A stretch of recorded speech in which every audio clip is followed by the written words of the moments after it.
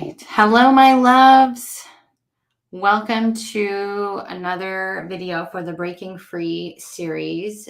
We will have one more after this. It'll be Wednesday, and I will send out another email posting that day and time. But today I am joined with Sharon Freeman. It's always opposite, so I'll go that way. She was a student in Soulvation. She also is doing private mentorship. But I have invited her on so that you're not just taking my word for it. You can hear her experience and how she's done with it, in addition to my experience of using quantum embodiment technique. And that's what we're going to talk about today. So for those of you who are brand new to me, who are just finding me, hi, I'm Johanna Burkhardt. I'm a multidimensional channel teacher and healer, and I'm really here to help you step into your self-mastery and manage your energy so that you can create your desired reality. And this is a part of a series to really help you understand what Soulvation, which is becoming your own salvation, how it works and what it can do for you. And so in this video, you can feel free to ask questions. If I don't get to your question, I might be able to answer it in a future video. So feel free to ask questions about parts work, about inner child work, about embodiment work, those types of things. So today we're going to focus on quantum leaping. Some people call it quantum jumping. I call it the quantum embodiment technique. And this works phenomenal for creating an embodied sense of self. And the reason why it does is because when we are fragmented, when we have different aspects of ourselves, we have an inner child who's throwing a tantrum, we have a protector personality who's angry or defensive or is trying to be that strong woman syndrome. I really relate to that one because that's how I spent most of my life. Or, we have to put on this mask, right? That's an ego personality. So we have all these fragmented parts of ourselves. It's easy for those parts of you to lead your life, to be the one that's reacting to situations, who's ones that is calling in toxic relationships, toxic patterns, creating limiting beliefs, doing all of those things that kind of keep your life on repeat instead of breaking free and moving forward and evolving your soul and growing in your consciousness and unifying those aspects into the whole, back into an embodied sense of self. Because when you're fragmenting, what that is caused from is your nervous system activating. So when you go into fight, flight, freeze, or fawn, or also known as people please, that is an indication that there is a fragmented part of you, right? An aspect of you that is upset, triggered, hurt, angry. That is what activates that system, right? So in that moment, that's going to tell you when there's another part of you that's activated, that's taking the lead, that's reactionary. And so when those parts of you are there, what we want to do is to embody those. So we work to make sure those parts of ourselves are seen, heard, feel safe to be, to express their emotions, to be irrational, to have anger, to be sad, whatever it is, right? It's breaking free of the judgment as well. So when that aspect of you feels seen, feels heard, feels safe to express itself, it's going to trust you more to be in the lead instead of being reactionary. And it will begin to go closer and closer to your heart. And eventually it will just go back into the whole. It will no longer be a fragmented part of yourself. So when we're embodied, it's just how it sounds. You are in your body. You are grounded. You are making a grounded, centered, peaceful, calm decision. You are responding instead of reacting. And so this is the whole purpose of creating an embodied sense of self. And this is a practice that you will use for the rest of your life. This isn't something that you do one time, or just even if you were to take Soulvation, you're not going to just do it for 3 months and never do it again. Will you always do it the same way? No, you'll get really embodied in the practice itself. And it will be more of a fluid thing where you just kind of do it naturally without even thinking about it. And that's where I am in this process. So how I started this was, a lot of people know that I'm a trance channel. So I'm a physical medium, and I am able to allow beings to me to step aside and beings to come in and speak through me. And I thought, okay, well, even if people aren't a trance channel, I wonder if this could work with allowing an aspect of ourselves that's already within us, it's not outside of us, to take the lead. And I started practicing this on my own. I started I would create the space and the intention, and I would allow an inner child to take the lead. And I have a whole invocation, if you will, and all the directions like that are in Soulvation. But I do this practice, which doesn't take a lot of time, and then I go about my natural day. And in that natural day, the one I'm allowing to lead is the part of me that needs to be seen, the inner child, the ego personality, whatever it is. And I observe, and I would do this for a certain amount of days in a row. And then I would take a break. And it was usually in the break, not always, but usually in the break, that I would have the hindsight moment of, oh, and all the pieces would come together. And then I would keep doing it until that aspect felt seen, felt heard, felt safe, had its moment to express itself, and started to begin the embodiment process. Now, this technique works on multiple levels. So you can work with it with your inner child. You can work with it with your ego personalities.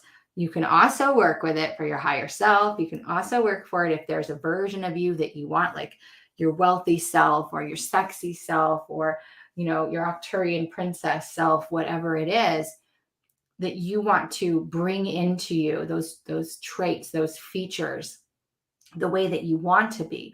Because most of us know, like, I wish I was this way. I wish I was more confident. I wish I didn't worry as much. I wish I was this way. Well, there is already a version of you that exists in the multiverse that is that. And it's actually within you. It's not outside of you, but you can summon that energy within you and allow it to take the lead. And, this is where I'm going to bring Sharon in a little bit for this part of it, because you start to notice, and I want you to weigh in on this. I know for me, I noticed that when I brought in, we're just going to focus on like the nicer parts of it, like, when we call in our galactic guides or, whatever versions of ourselves. I know for me, I noticed that my mannerisms were a little different. The way I spoke was a little different. The way I wanted to dress was a little different. And so it's kind of fun at the same time too. And so I wanted to start there before we go into like the inner child stuff. What was your experience when you were doing your higher self, or when you were bringing in your galactic versions of yourself, that you would like to share with everyone, and like how you felt and the ahas you got from it, or anything in that area? Yeah, I really enjoy doing QET with the higher galactic part of myself, which is a priestess, Arcturian priestess. And so that aspect, I won't call it she, but that aspect of myself, I've enjoyed getting to know them, or that energy. And so an example that I can give that I feel like it's just so basic is that yesterday I went out to brunch and I put on like these little tie-up shoe sandals that normally I would never wear. But that aspect of myself, like one day I did QET and it was like, buy those shoes. Yeah. And I noticed yesterday as I was walking in, I'm like, they're the type of shoes that you have to walk slowly. Meaning like I had to be in my body. I had like a slow breath. You had to be in your feminine. Yes, I had to be in my feminine. And I was like, wow, like this is why I didn't do QET yesterday. I was kind of just in my own energy, but I was like, wow, this is why they wanted me to like buy these shoes and wear them, because it allows me to be more in my feminine, to slow down, because similar to what you mentioned, Johanna, like I have that strong energy and rush and always doing things. But that's also caused me to not be in my body as much. So that's just an aspect, a playful aspect of those shoes, those little kitten heels, as I like to call it, that allowed me to really be in my body and take it slow. Yeah. And so I know you and I have worked on this. Both of us are working on our feminine, right? Being in our feminine energy, our divine feminine, not our wounded feminine, which is very different. We all are usually familiar with the wounded feminine, but the divine feminine, it changes your posture. It changes your confidence. It changes, like you said, the way you walk, how fast you go, how slow you go. the way you speak, all of those things. And I know with you and I, when we've been doing some work on this, and you embodying that galactic Arcturian prince, I think it's Arcturian, right? Arcturian Mhm. priestess. I want to call her princess because that's how it feels, but it's a priestess. But it really is kind of bringing in not just the divine feminine, but even the sensual side, like really getting you in touch with wearing clothes that feel different and look different, right? We're doing your hair differently, like just all of those things. But before we even talked about it, did you notice those things on your own before we had our conversation about it? Because I just tell you, like, here's what I want you to do this week, read over your homework. And then, so how well did you notice it? Was it very subtle, or were you like, why am I doing this? Or oh my God, that's why I ordered this. Like, so can you talk a little bit about that? Yeah, I mean, so I can say for myself, I noticed it, but also one of the things that I've been working on, and I have had a lot of, is fear of like everything and being scared. So the more that I have worked through my fear and embodying it and feeling it, the more I've had those aha moments, kind of those quantum leaps to really know or be able to decipher the energy Yeah. between the priestess self, my regular self, other aspects I take on, because I really didn't have a sense of that before we started Soulvation, quite honestly. So, so yeah, that's the best way I can describe it in that perspective. But another example is like this hair I have on. I was telling She her. always has the best hair, by the way. Always. She always has the best hair. So that's ways that I've seen like that aspect of me come up before I was like conscious of it. Like I like trying like just different hairs. It'll be so random. Like I just would go into the store and like just pick something. But I was telling you the story about like this hair, like it was when I was really starting to embody this aspect of myself. And I thought it was something else, but I picked it. Like my body just picked this. And I was saying that when my stylist turned me around, I almost started to cry. I was like, what is this? Like, this is not me. But this is one of those fun, playful aspects of the Italian priestess side of me that like really wants to play with the curly hair and the textures. Mm-hmm. So it's definitely more of a textured vibe, and this hair kind of Yeah. embodies that to me. Yeah. And that's the whole point. So when we think about quantum jumping or quantum leaping, I want you guys to understand, because there's a lot of people out there who use those terms. And I want you to understand what that means. So it's taking another version of you, right? There's thousands of versions of ourselves that we'd like to be or that are available for us to anchor in, to ground, to land in your body and be that energy, right? It's not like you're trying hard. It's not that you're trying to do something. So when you use quantum embodiment technique and you do this invocation, you're just going to go about your normal day. You're not trying to be something that you're not. You're not trying to do those things. But what happens is you start to observe and you start to make choices and you start to make decisions and behave certain ways that are not the normal version of you that you are used to. And you can, like she did, she caught herself like, oh, this isn't me. Like I'm making these decisions. I bought these shoes. It's not something I would normally buy. And so that's the whole point, is that you're not always conscious of, oh, I'm making a different decision right now. It's in the beginning, especially, it's going to be in hindsight. In the beginning, it's going to be in hindsight. But because you're allowing that aspect of you to take the lead in your body, it's just going to be something you do. It's just going to be how you respond. It's going to be a decision that you make. And then if you're in awareness, right, if you're being present, you may catch it and be like, oh, why did I pick that? Oh, why am I buying this? Or why did I do that? That's weird. That's not something I would do. So it's usually in hindsight, when we're starting this process, that we look back and go, oh, that makes sense. Yeah. And we put it all together. Because when you're allowing something to take over, it's like they're driving the ship, right? They're driving the ship. And that's what we want to happen. We want to do that. And so that's the fun aspect of it. And I always start, and I think in Soulvation, we started with the higher self. Is that what we did? Yep, that was the first So, one. and the reason why I do that is because you want to know that this is capable of giving you a joyful experience.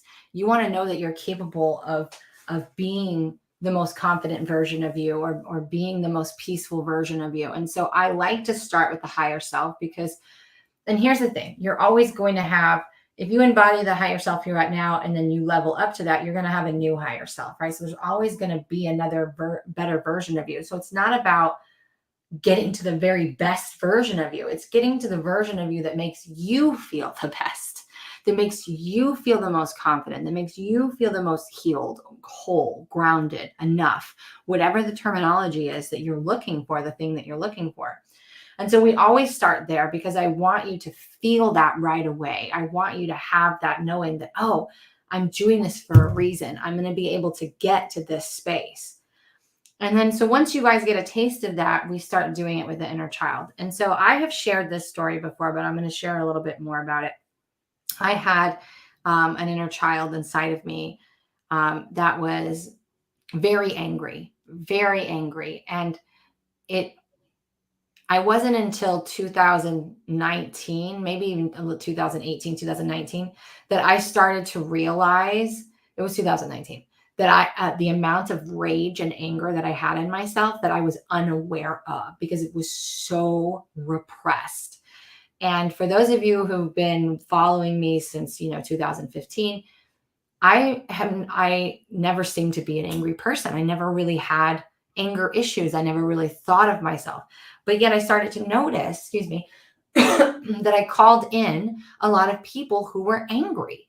I was calling in another husband who had anger issues. My daughter was angry. My son was angry. I'd find people who are angry, and I'm like, okay, this is showing me something, right? It's mirroring back to me.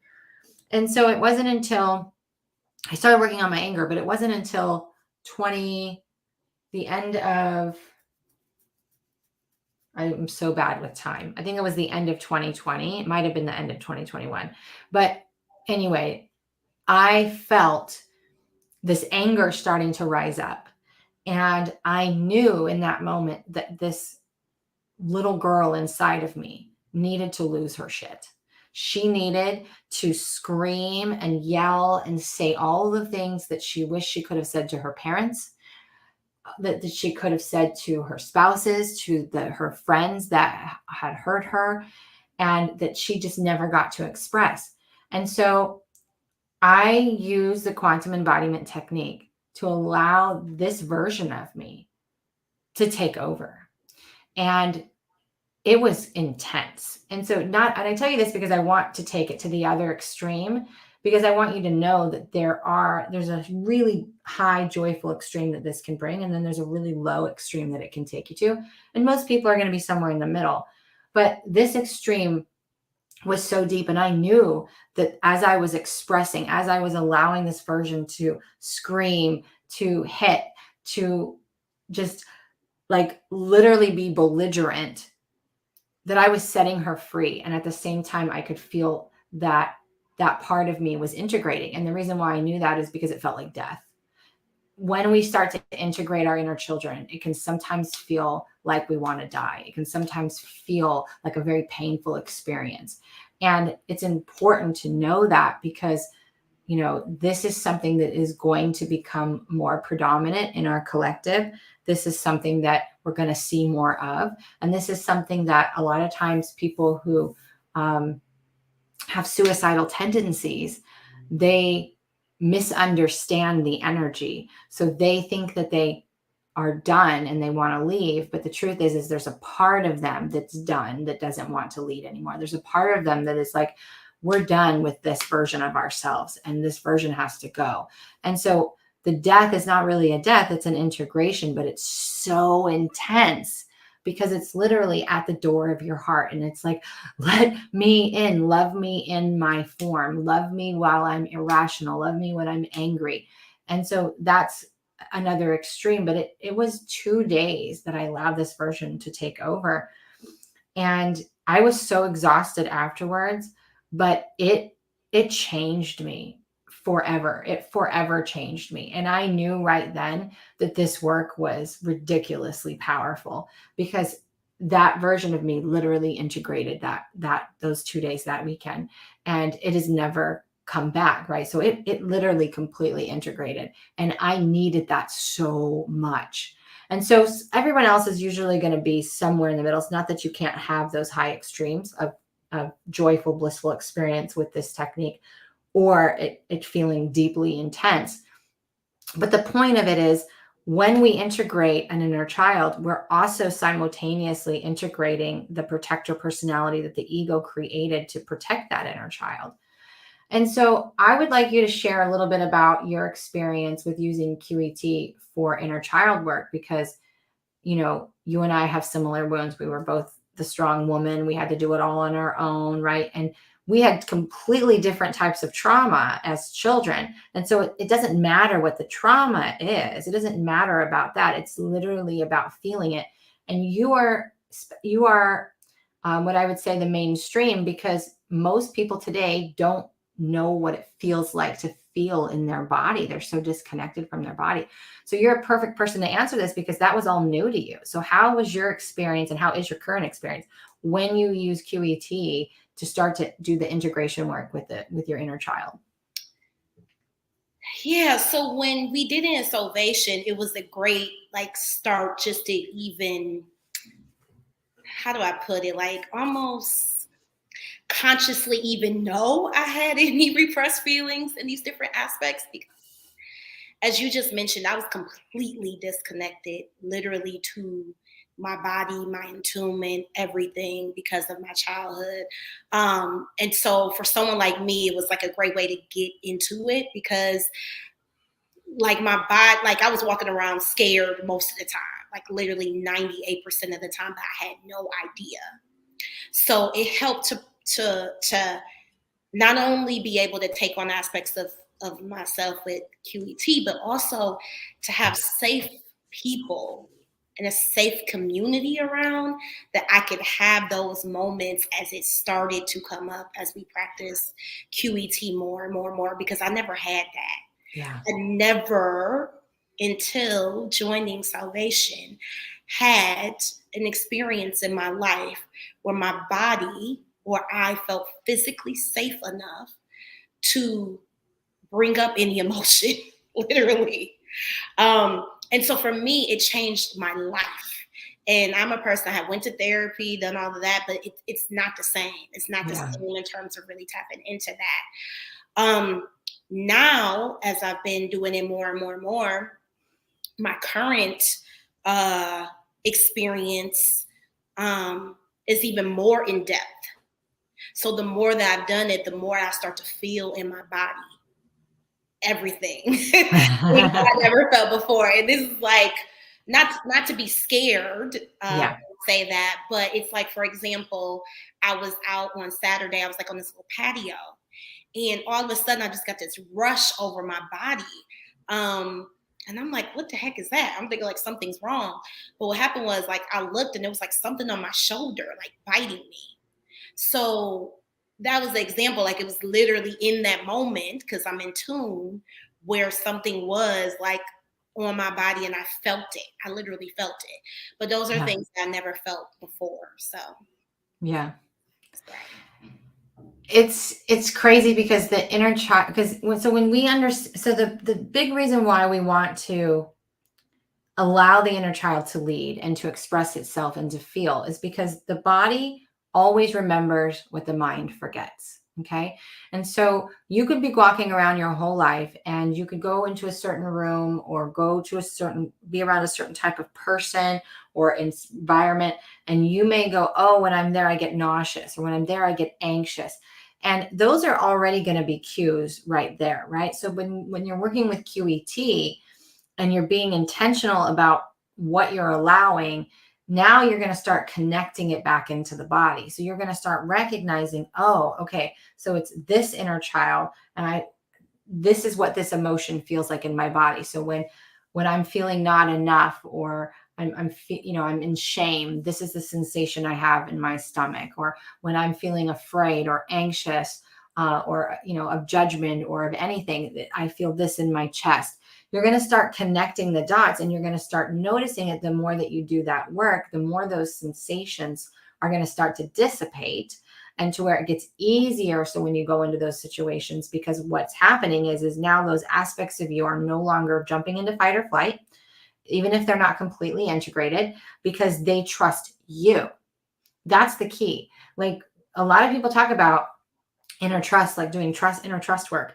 That comes from all of the aspects of you being willing to get on the bus and go in the same direction, even if they're not quite on board yet. Right. And so I've taught this in Unity, and I've taught this in different variations of this in Reclamation. But what you want to do is get all of the parts of you at least willing to trust you enough to get on the bus and go in the direction that you're desiring. They might be like, I don't know, but I'm going to get on the bus, right? When we have inner conflict and we get stuck and we stay in these repeated cycles, it's because there's an aspect of your inner child that's ruling you. That's the kid that's on the grocery store floor throwing a tantrum, and you can't check out because this child won't get up and come. And so that's what happens when we fragment. There's a part of us that anchors down and says, absolutely not. I'll give you a rubber band and I'll let you go so far, but you're going to bounce back and smack into the same shit over and over again until you allow that part of yourself to be seen, heard, and safe to express itself. And so what Sharon was referring to in the community is we have 2 levels of support. So you have what's called Marco Polo, which is a video chat app, and it's a group, and you can get on there and say whatever it is you need to say, express yourself. It's not a space where we fix you. We don't give you advice. It's just a space for you to be seen. And it's done in a way that's not live. It's not face-to-face. You can record it so you feel safe to just let it all out.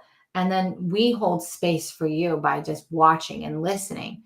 And then you have a second line of support, which is the WhatsApp chat. And that's where you can say, oh, I had an aha moment, or I want some guidance, or I'd like, someone else to chime in that's in the community. And people, you can connect and go back and forth. And those things are important because if you can allow yourself to open up in a safe container with complete strangers, you are going to lean more towards being intimate and vulnerable. And that's true strength. True strength comes from vulnerability. And so if you can do that, then you're going to evolve all of your relationships, whether it's friendships, business, or your partnership. And that's where we want you to get, because the depth of grief, the depth of pain, the depth of heartache, the depth of shame, the depth of guilt that you allow yourself to feel is also going to be mirrored in the depth of love that you allow into your heart. So if you don't want to feel shame, guilt, anger, pain, that when you resist anything, you resist everything. And so you will only allow so much love in, the same as you only allow so much pain in. And this is why it's so important to do this work, because if you get okay with feeling it and allowing it, and you're not resistant to it anymore, and one, it moves it through way faster. You're not stuck in it. It doesn't take 20 minutes. And 2, you're also at the same time going to allow the same depth of love in. And that's what we're asking for. That's what we really want. We want the depth of love and joy and compassion. And so you have to open yourself up to those things. And this is where it starts, right? So everyone thinks, oh, I want to just be loved. But most people don't allow themselves to be loved. Like, it doesn't mean that person doesn't love you because you don't love yourself. I know in my marriages, I had men that really loved me, but I didn't allow the love in because I didn't love myself. So if I wasn't willing to give it to myself, I sure as hell wasn't going to take it from them.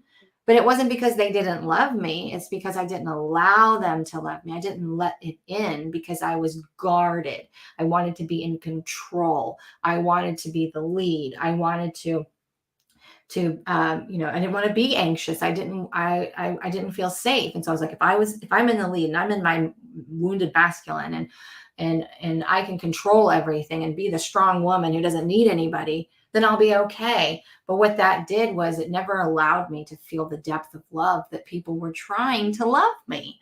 And that's sad. I mean, it really is sad. And I know for you, Sharon, you are on a healthy relationship journey. I'm on a healthy relationship journey. And let's just be real here. It's not easy, is it? When you've been in toxic relationships and then you switch to a healthy one, this work helps with it. Would you agree? Yes, it's a game changer. I mean, I had to make the decision to want to show up differently than I ever have before, because when you are the strong woman, like trying to lead, trying to control everything, you could get away with a lot of stuff. Yeah, you can. And so it's the basic things that you end up surrendering to that used to be an issue before. So, like an example I always give is the person I'm in a relationship with. They were helping to fix my car one time. And the way that they go about fixing things is not how I fix things. Like, I have no clue, anything like that. And so one day he came in and he's telling me all about how he's going to fix it and everything. And I'm like thinking in my head, if you don't shut up, I don't care. Just get it done. And so, but in the moment, I had to observe myself and I had to surrender, because I'm like, I don't need to say that out my mouth. Right. I need to control this. The big picture is I have somebody who's supporting me, Yes. getting my car fixed. Right. So just sit back. So I sat back and I didn't really say anything. And I let him provide for me and talk about who he is and how he likes to do things and show up. And so that's something that I've never done before, because I've never trusted myself or the universe or anybody else to do that for me. Right. And that's how it looks. And what did you do with that aspect inside of you that was freaking out, wanting to control? Like, how what give us a little insight on how you worked with her so that you can continue to show up that way? Yeah, so the first thing in that moment, like feeling the energy, because sometimes in the moment you will feel the energy. But one thing I like to say to myself, like, you're safe. Let myself know, like, you're safe. You're secure, you're cared for, you're loved. Like, say that and feeling the energy without actually emoting. Yeah. And I also auto write a lot as well. So I'll go back and journal, and I'll allow that aspect of myself to express, like, man, I just want to control things right now. And just working through it to literally feel like I feel scared just to say that was huge for me, just to even admit out loud. Johanna knows this, like, I'm feeling scared right now. And that's really what it was. So really allowing that aspect outside of the protector personality to the inner child to also express itself too, when it's feeling scared, when it's not feeling that trustworthy, those things too. So the yin and the yang to it. Yeah. Because as a child, how many of us weren't allowed to have an emotion? Right? How many of us didn't feel safe to be able to express an emotion? I know I didn't. I was left alone with to deal with my emotions. Like, nobody was there tending to me one way or another. So I was left alone, and a lot of strong women were left alone to process. And then other times we've had to repress, right? Or we had to take on our parents' emotions to, like, make it better, because if they're better, then we're safe, right? Yeah. And so we have to remember that this inner child just wanted to feel safe to say, I'm upset, or, I'm angry. And this is what I talked about it in Thursday's video, the levels of development, because between, 8 and 14, 8 and 15, that range, that's our emotional development. That's when we're angry or we're sad, our parents should, in a perfect world, turn around and look at us and say, I see that you are angry right now. I see that you are sad right now, helping us to identify how we feel, connecting the mental understanding to the sensations and the actions within the body. And that just doesn't happen enough. Most of us are told to stop crying. We're told that, I'll give you something to cry about. So it's definitely not safe to cry, or, it's not safe to be angry. And so what do we do in those moments when we're told that it's not okay, and it's from the people who are supposed to love us the most? We immediately cut that piece of us and push that shit down. And then an ego fragments and creates this personality that literally steps in front of the inner child and it says, I will protect you. And the way to keep you safe is to be the adult when you're a child, is to do this, is to do that. And then we go on and spend the rest of our life perfecting that, right? Because that's all of a sudden we feel safe and we didn't have to feel.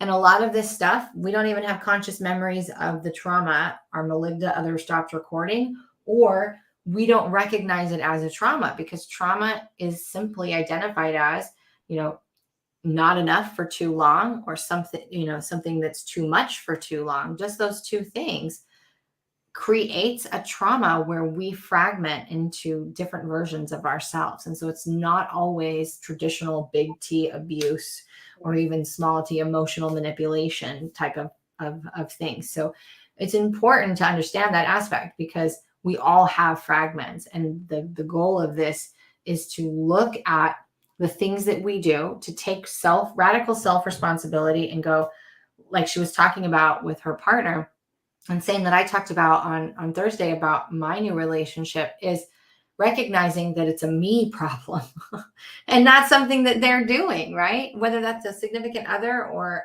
a friend or your family, it's a me problem.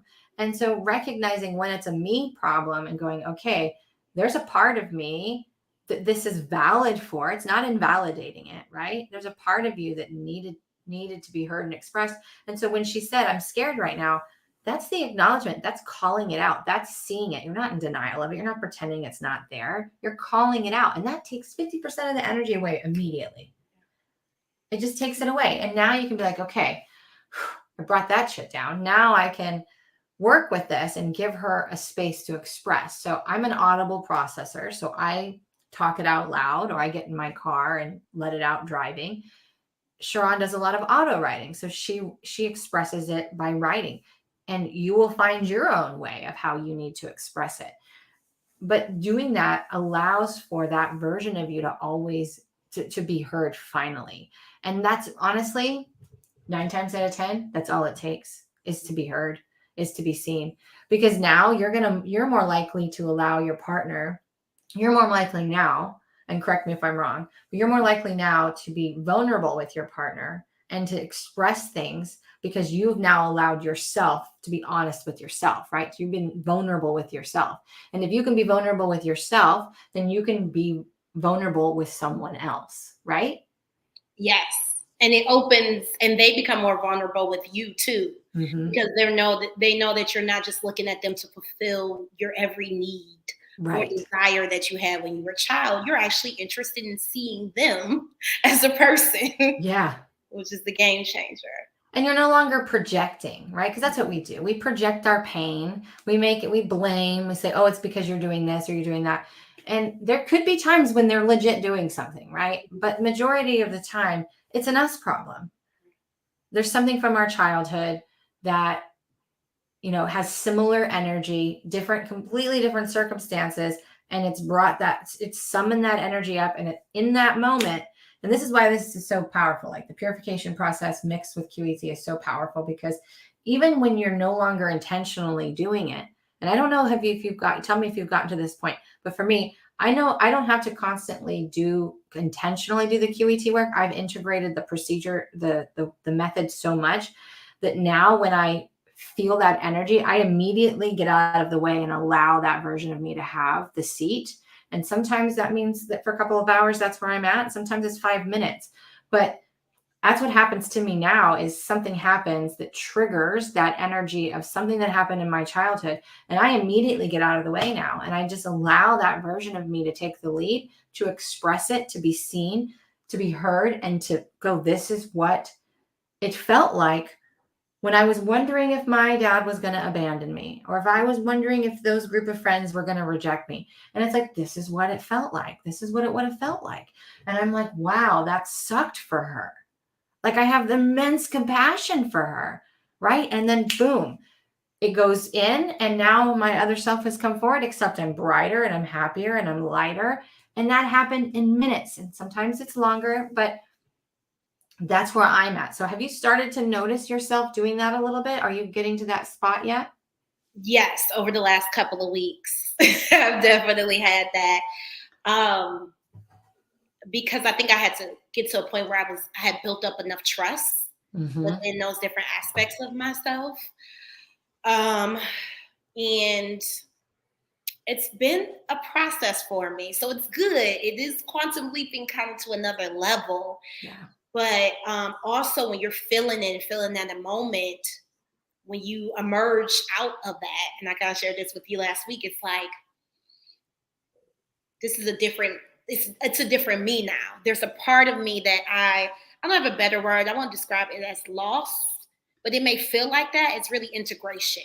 Yeah. But it may feel like lost. So it's like, okay, like just moving forward with that, because it's like, I'm not the same person I was before, because I don't have to protect myself Yeah. from that aspect as much anymore, if that makes sense. So Yeah. describe it like that. And when we're talking about energy management, like you got to manage all those personalities inside of you. I mean, you just do. You got to manage all of those aspects in you, whether you're aware of it or not, right? So if you get social anxiety, or you just get anxiety in general, if you have depressive times, if you have times where you're more sexy and sensual, or you have more times when you're funny, all of those things are different aspects of you, and you have to manage those, whether you are consciously aware of it or not. So the more you do this work, it is going to feel a little bit like space inside of you, because you're creating that.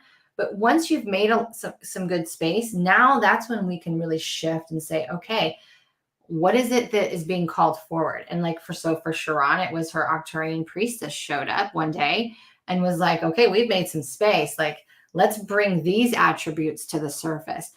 And so the reason why this is important, it's not that she'll forever be acting like her Arcturian priestess, but anytime you integrate a shadow, there's also a gift.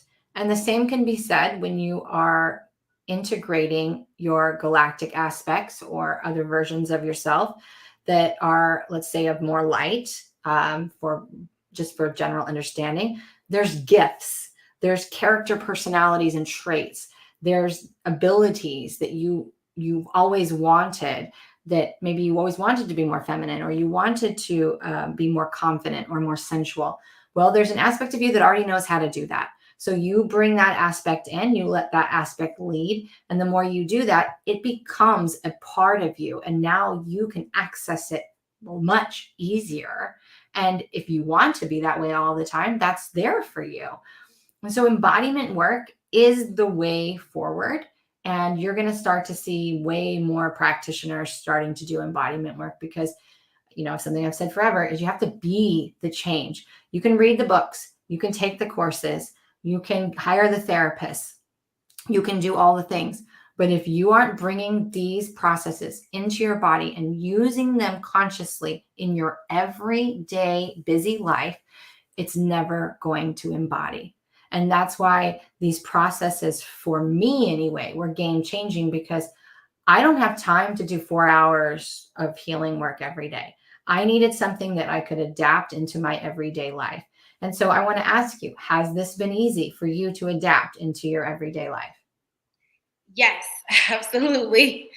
And it's helped me build a sense of self, which is just Your true self. Yeah, my true self.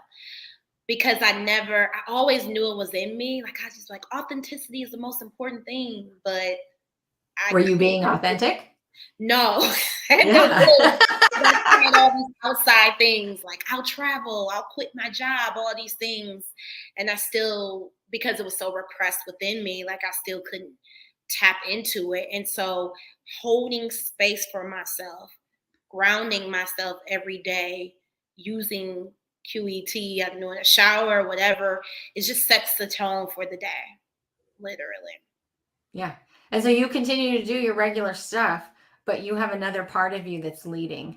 And, sometimes when we do, I know for me, when I bring in galactic versions of me, the ones that I've done, I noticed some of them were pretty significant, differences. And most of them were significant, but in a subtle way. Like I knew I noticed I wasn't as reactionary. I knew I was a little bit slower when I spoke, and I allowed for a little more contemplation. And then other ones like there was, personality traits that were different, right? My behavior was different. I wanted to dress differently. I wanted to be, a different way. So and some were more intellectual. Like, so my Arcturian guide is very mental, right? And things like that. So it's like a whole different experience. And so that's when you start to play with those things and you make space for those things. And I don't know. I think it's, again, you're just going through your everyday life doing the same things. And for me, like I said in the beginning, it wasn't until, so I would do 4 days on and four days on, 3 days off. It wasn't until I did the off day in the beginning that I noticed. I'd be like, oh my God, because now that part of me is no longer in the lead, but what she has brought forth, once my conscious self, right, was in the lead again, all that information was fresh. It was all up front. It was all very clear. And it was like a light bulb had gone on. I was like, it's like somebody took all the documents out of the files that were, archived and laid them out on the table. And I was like, oh, I get it now. I see why. And so the next time I went through the next cycle with that version of me, I was able to integrate even faster because I had seen from hindsight, I was able to look at all the information that she brought forward. Have you had any of those experiences that when you were on your off cycle that you had more clarity because of the days prior when you were embodying? Yes, absolutely. So I normally, that's just been lately, I would say like this year we'll do 5 on, 2 off. But Sundays for me, like I used to always just kind of feel sad and lonely and like wonder why or frustrated. And now since I've started to do QET, or I don't do it on those days, and I start to build a sense of self, it's like I can sense my own energy, or I know what my own energy feels like when I'm not doing QET. Which Yeah. before I hadn't really no sense of self, so I didn't even know what my own energy felt like. Yeah. So yesterday I did a check-in. I'm like, feeling kind of good today. Like, Yeah. not really feeling frustrated, which for me shows as up like stomach pains, a burning sensation, bloatedness, those couple of things. So that's the best way I can describe it, and how I've been able to like check in. The more embodied I've become, the more I physically have felt my body and could discern it through different feelings, then the more I begin to notice what my natural energy feels like, and if Yeah. I'm in tune with it or not. And here's the thing, you guys. If you don't know what your own energy feels like, and this is regardless of Soulvation, like this is just a blanket statement right now. If you don't know what your own energy feels like, you are going to be 10 times more susceptible to taking on someone else's energy because you don't know how to discern between your energy and someone else's energy. And you can't discern that if you don't know what your own energy feels like. And it's very important because as more and more frequency comes into the planet, the more sensitive we're all going to become, regardless if you are doing this work or not, like me or like Sharon, you're just going to become more sensitive. And so it's going to be even easier. Your own personal veils are going to start to just disintegrate. And so it's so important to understand. And this is why I'm always preaching, learn how to read your own energy, learn how to read your own body. Because if you can discern that, it's a game changer. This morning, where I'm staying, their daughter had a head injury yesterday. And so today she had a headache, but I didn't wake up with a headache, right? So I went out there and I'm holding her. And I started to notice the whole crown of my head was starting to have a dull ache. And I knew immediately it wasn't mine. So I asked the mom of the baby, I said, did they say that she might have a headache? And she said, yeah. And I said, okay, she's got a headache. And as soon as I was done with that statement, the energy was gone. But it's because I discerned, oh, this isn't mine. But I was curious to see if it was hers. And this has happened over the years for me for a long time. And I just didn't know. I would get stomach aches around certain people, or I would have back pain, and I would have all these things. And then I started and that person may not realize, like my ex-husband, I would ask him, does your stomach hurt? And he'd say no. But what it was shame being set free and coming up, right? And for me, when I feel shame, I feel it in my stomach. And so shame was breaking free. It was an emotional thing for him, but he wasn't connecting the two. So what I was feeling was his shame. So the moment I would recognize this is his, the feeling would leave my body immediately because I called it out and I recognized I'm not going to take this into my person and keep it. But most people, in the way that I used to be, I get around people and I would immediately think it was me and my problem. So I would increase my anxiety because I turned all of the energy and pointed it at me. Oh, this is me. Something's wrong with me. So it just intensified the feeling of anxiety. And then I was taking it personally. So I was taking it into my person, into my body. And now, since I said this was mine, guess what? It was mine. And now I had to process it. Now I had to do something with it. And that's freaking exhausting. And as children, we did this to make our parents feel better. We did this when they fought. We did this with our friends. And now this is stuff that we have to process out. So learning to know what your energy feels like is so important. And by doing this, it's another way of doing that, because you're starting to recognize these other versions of you and noticing the sensations, because we really talk about bringing it into your body. We really talk about, those things. And so I'm really glad you brought that up, because that's super, super important. Is there anything else that you would like to share about QET as part of Soulvation that you would want other people to know, or that maybe you would have wanted to know going into this? Good question. I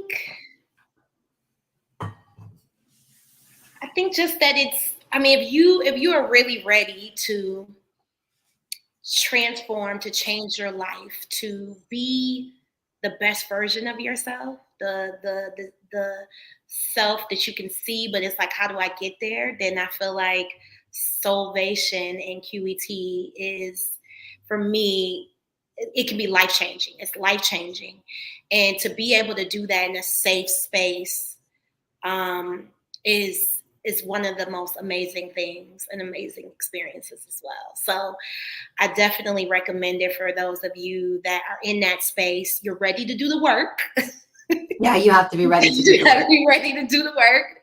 That is important. But if you're ready to do the work and you are literally ready to quantum leap or change your life, then I highly recommend Soulvation. Well, thank you so much for sharing that. And so, like I said before, you guys, if you guys have any further questions, even if you're watching the replay, if you have questions about inner child work, embodiment work, which is what we've been talking about, the QET process, parts work in general, please drop your questions. I will have one more video on Wednesday that we will be talking about this with another student that was in Soulvation. A lot of you guys know her. Her name is Salime. And so I really want you guys to get value out of this, regardless if you decide to join Soulvation or not, and understand that this is available to you. And for me, it changed my life. It's changed Sharon's life. It's changed many people's lives. And I also do it in private mentorship. But these things, like, I don't teach or share anything that doesn't work for me. And I have tried 1,000,001 things. And so when I find something that works for me, and again, when I started doing this, I was a mom with 3 kids, 2 dogs, a cat, 2 businesses, a spouse, a house to run. My life was very full, and I didn't have time to sit down and do all these processes for hours. I needed something that I could bring into my body, go about my day, and allow it to change my life. And that means you have to be more present. You have to be observant, but you have to be willing to do the work. And I needed something that was like that, because, most people don't. That's why they give up and they don't go anywhere, is because they don't have the time. That's the thing. I don't have time for that. I don't have time. Well, this is a way to help you. Now, it's still going to take time, but that time is going to be used differently, right? So is this something that has taken a lot of time for you, or has it been have you been able to do it pretty easily with your busy life? Pretty easily. The biggest thing for me, I'll be honest, with this whole process as we started working together, was making the decision, the initial decision. Oh, yeah. Because once you open that door, right? Once you see it, you can't unsee it. Yep. Once you open Pandora's box. About it. But once you make I made the decision, but it's just I had to actually make the decision. I knew. Yeah. Well, thank you so much for hopping on today and sharing your experience with Soulvation. And I am so proud of you and the work that you've done and continue to do. And so just thank you for being here. And for anybody who, I totally forgot to drop the link, but for anybody who is curious, I'm going to drop the link in the comments. If you're on YouTube, it will be in the description box. And you can look at the landing page and you can read it over. And truly, please don't make an irrational decision. Read it over, listen to these videos, and ask yourself if you're ready, because it is going to change your life. But a lot of times that's the thing we fear the most.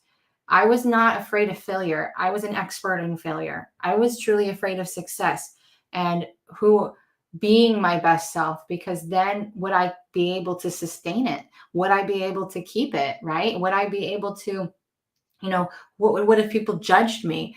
And so my fear had more to being afraid of my potential and my best self. And so you have to look at that and you have to ask yourself, am I ready to really be that person? Am I done with the excuses? And am I ready to just be this person and not give two craps what anybody else thinks? Because if I'm not judging me, 9 times out of 10, nobody else is either. And I have practiced and proved that is a true statement. So you be honest with yourself, because I don't want anybody in this program, because there is a live component. We are on Zoom every other week on community calls where you can get, wouldn't you say that's some of where the most transformational work happened, was really in the community calls? Absolutely. Yeah, because you're like, shit, what do? I have this thing, this part of me, I need help. And so you need that one-on-one time with me. So listening to other people's stories, that was like, it's a game changer. Like that community piece, hearing other people's stories too is a big part of the initiative. Yeah, because you heal through other people's stories. You're like, oh, because they're showing you. And it's weird how the people come together, right? They're all having similar experiences, but they process it a little bit differently. So everybody's getting a little bit of a different angle of the same story. And it makes it so much more healing. And so, but you have to be ready to face yourself. And that's the biggest thing. You have to be willing to face yourself. And so I don't want anybody in there who thinks this is a quick fix, who thinks this is the magic pill. You're the magic pill. You are the magic ingredient. You just have to say, I'm done and I'm ready to face myself and embrace myself and be my damn best self. And if that's you, this is for you. Yeah. All right, my love. So I will see you on our next call. And for everyone else, I will see you guys Wednesday. Thanks for joining us. Sharon, stay right there. And for everyone else, I will see you next time.